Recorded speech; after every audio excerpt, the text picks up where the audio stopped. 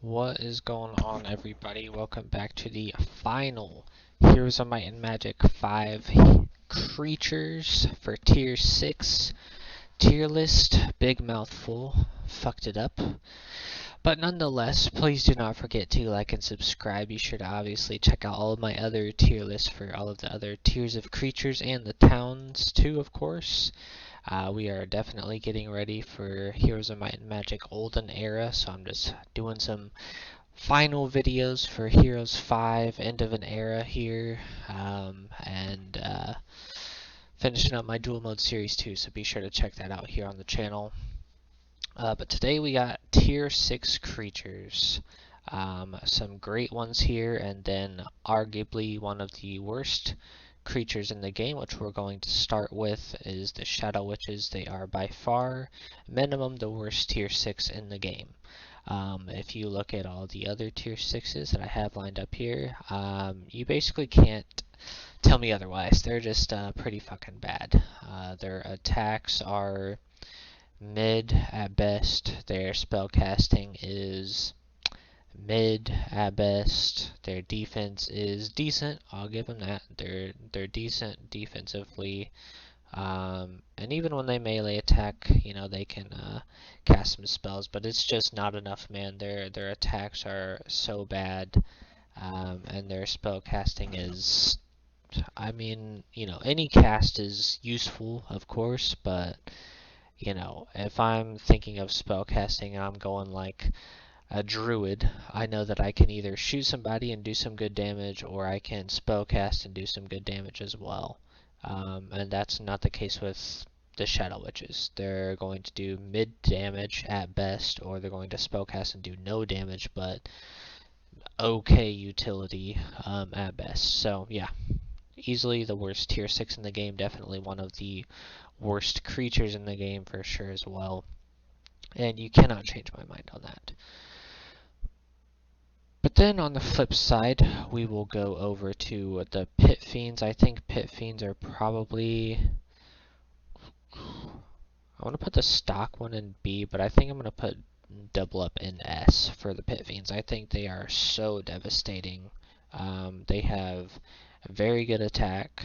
They have nasty spell casting that's actually devastating with some fireballs.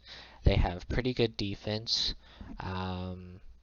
Yeah, there's just nothing bad to say about them. They do everything very well, very devastating, um, and great spellcasting. I mean, attack, defense, good spellcasting. What more do you want from any unit in the game? Yeah, very, very devastating for sure. And honestly,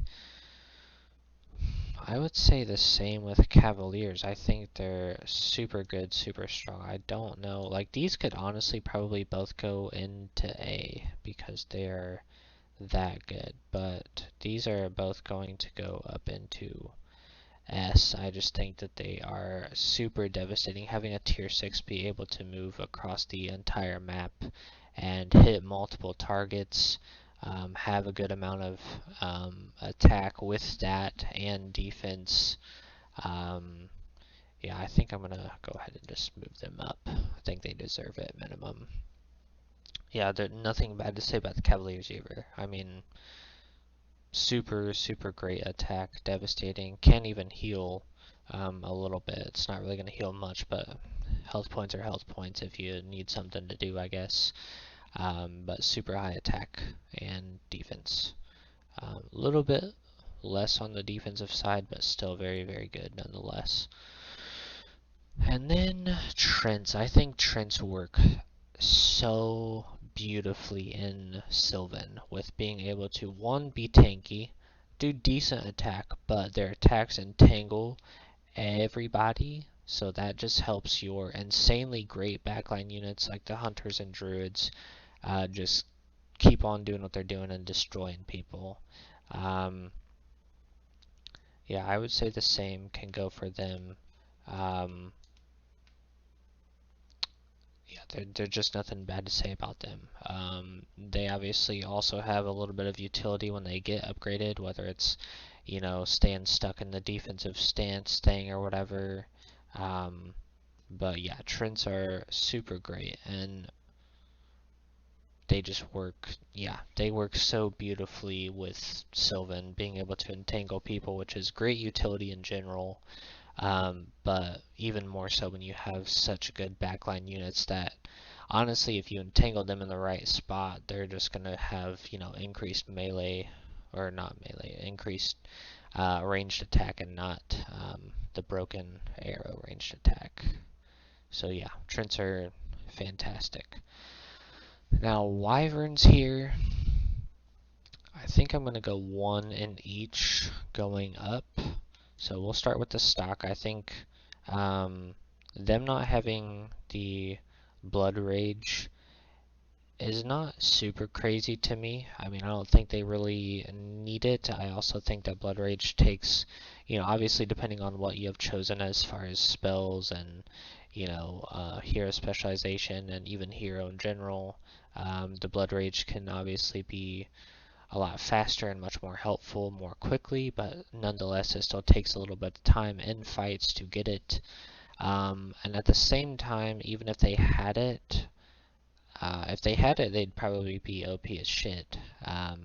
But the fact that they don't, I don't think really hinders them too much. It would be nice utility, of course, but I think flying, doing some good damage is nice. Stock one is decent.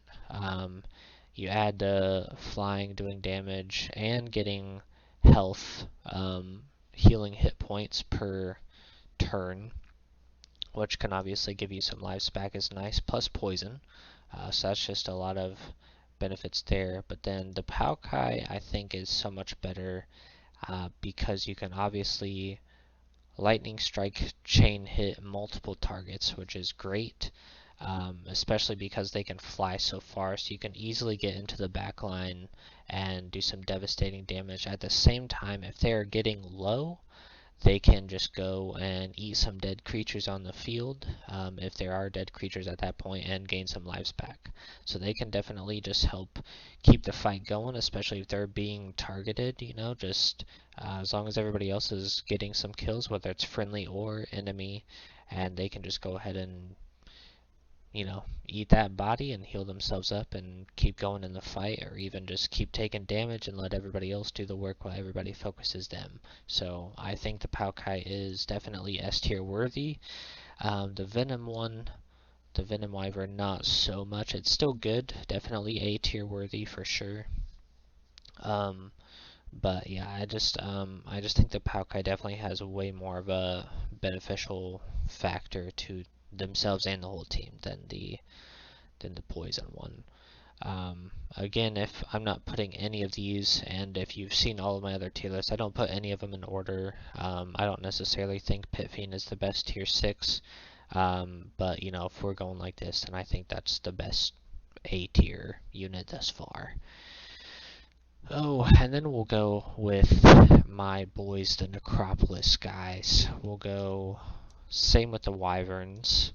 Being undead is always nice. Being able to fly anywhere is always good.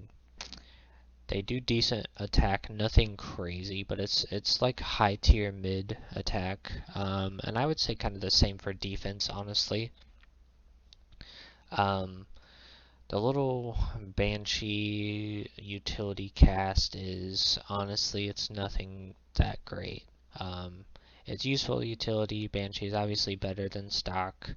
But I will always stand by that the Death Touch from the Wraith, or yeah, that's Wraith, this is white, is an S tier ability.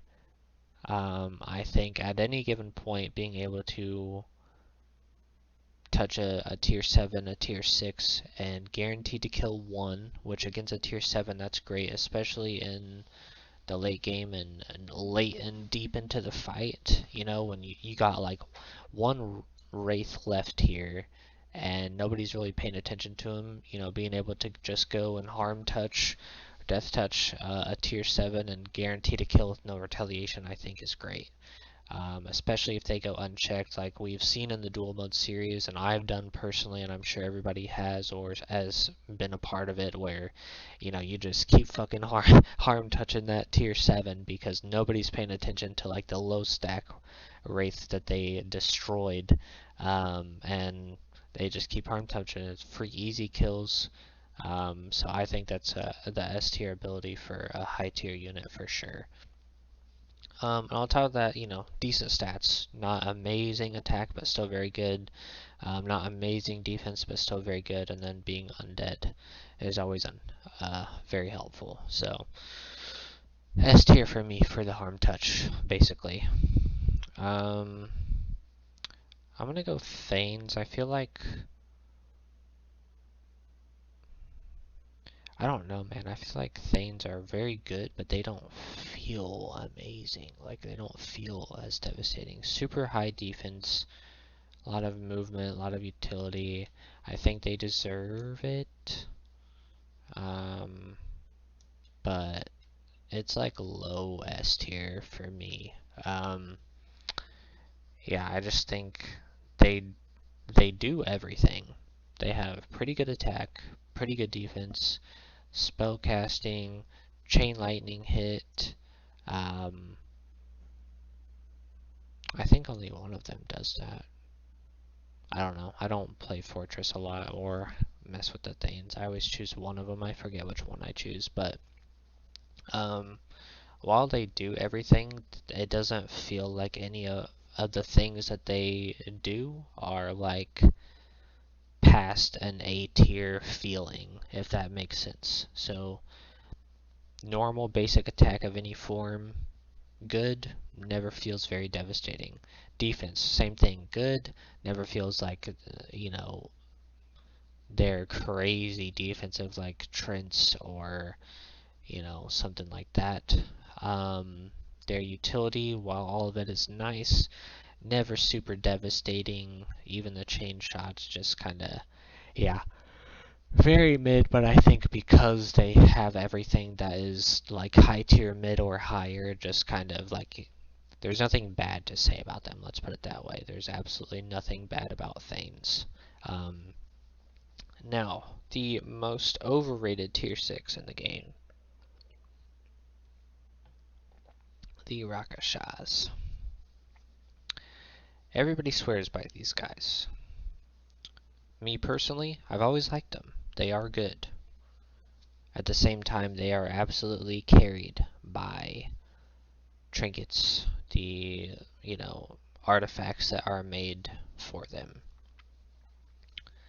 Now again, they are good. They can move, they have very high attack, and that's usually how it is. Usually creatures are very high attack, very low defense, very high defense, very low attack, or kind of mid in both.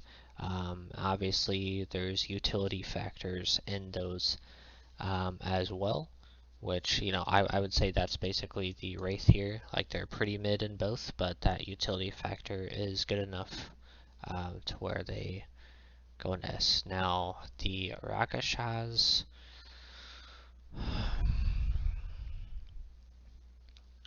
look, they're just not as devastating as everybody wants them to be. Let's just put it that way. Okay, they're good. Here's the problem. They die so easily. They have no defense as a tier 6. I mean, not really. Like, it kind of like a scary low amount is how it feels. Like, I feel like they are always dead. Now, some of that I think is a little bit of just kind of the build of Academy's problem, because they have some backline units which are good, gremlins and mages, and even titans. So everybody else goes out. The problem is that 2 of those are very low tier units that are magic immune but don't do much else. Golems are pretty good, but gargoyles not so much. But rakshasas are definitely the high damage output, low defense. So gargoyles very defensive, golems very defensive, djinns are not the great at defense, and then neither is rakshasas. So it kind of switches, which I think kind of harms them. I think being able to, you know, take more initiative and do more damage is obviously very good for any unit in the game. I think being able to hit multiple targets in one swipe is very good for any creature in the game. Even so, their attacks definitely do not feel insanely devastating. Again, if you're talking about things outside of the creature and their abilities itself, and you're putting trinkets, artifacts, whatever onto them, then they're great. I'll throw them an S, no argument. But if we're just talking about the stock creature themselves, they do very good things. They don't do S tier things. Now they could. They definitely could, you know. If you're hitting multiple targets, basically every single turn, S tier. For any creature, absolutely. But that's not consistent. It's not always going to happen. It doesn't even happen that frequently. I mean, it could if you're kind of forcing it or making it happen, but yeah, I think rakshasas are pretty overrated. Again, I even like them. I don't think they're bad. I just think that they're overrated and don't deserve S tier. They're just, their defense is not there. Their attacks can be devastating, but aren't consistently devastating, if that makes sense. You know, it's basically like Blade Dancers or the War Dancers.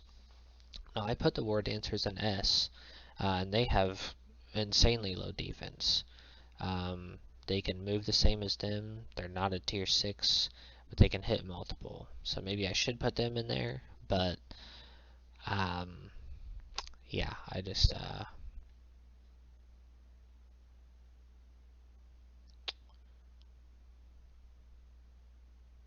yeah, I can't do it. I really can't as a tier 6, because as a tier 2, having that much utility is worth the S tier slot. As a tier 6 having that much utility, it should be there. And even though it's there, it's not.